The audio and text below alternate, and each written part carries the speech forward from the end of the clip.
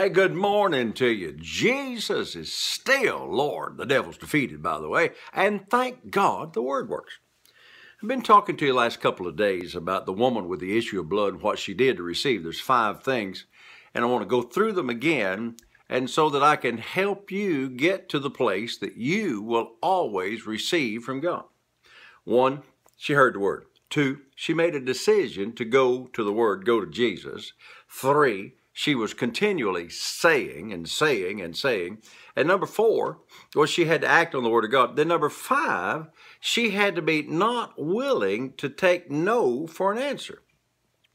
I want to go to Isaiah chapter 1, I believe it's verse 16. It says, "If you be willing and obedient, you shall eat the good of the land." Now, this word, obedient and willing, in Isaiah 1, if you be willing, well, I'm willing. Somebody says, well, hey, I'm willing to have $1,000. You know, somebody wants to give me some money. I'm willing. No. It's a word that means I am not willing not to have it. Watch, I'm going to say some things here today. The woman with the issue of blood got to Jesus, and as she walked to Jesus, Jairus, who was the one that was supposed to pronounce sentence on her, because, you know, a person with an issue of blood or bleeding couldn't be out in public.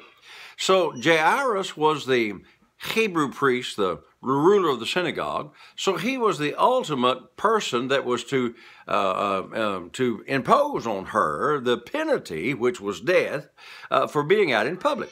But when she got right there next to Jesus, there was Jairus, and she thought, oh, no. Wow, what am I going to do? But she was not willing not to have what she heard, what she believed, what she said, what she acted on. And when she got there, she got to the place where she was not willing, number 5, she wasn't willing to take no for an answer. If you be willing and obedient. And that word willing is, I am not willing not to have it. Now watch this, and I'm not being, well, I'll just share part of this testimony. The doctors told me 7 or 8 years ago I'd never walk again. You know, I had a problem with my inner ear, and he said, you'll never get over that. That's just something can't be done. I said, you do what you're going to do, and I'll do what I got to do.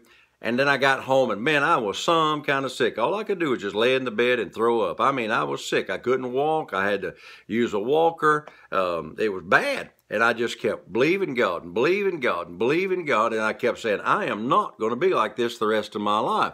Of course, they said I'd never ride a motorcycle. There are a lot of things that I wanted to do and enjoy, and preaching the gospel being the main one. How can you do that when you can't walk and stand behind a pulpit? Well, glory be to God. My healing came. Now, I had to push for it. It wasn't overnight like all of my other healings, but I was believing God. You got to get that way about your finances. I am not willing to be broke no more. Not good English, but I am not willing not to have what God's in His Word has promised. Now, the promise is there, but you got to get it. Now, I'm going to be on this for several days, so I'm going to say this and then I'll have to close. Being willing means I am not willing not to have what God has promised me. I'm not willing to do without. I'm not willing. I'm not willing for my wife to die and leave me behind. I'm not willing to die and leave her behind. I've made decisions, and quality decisions, that if the Word says it, I'm going to have it.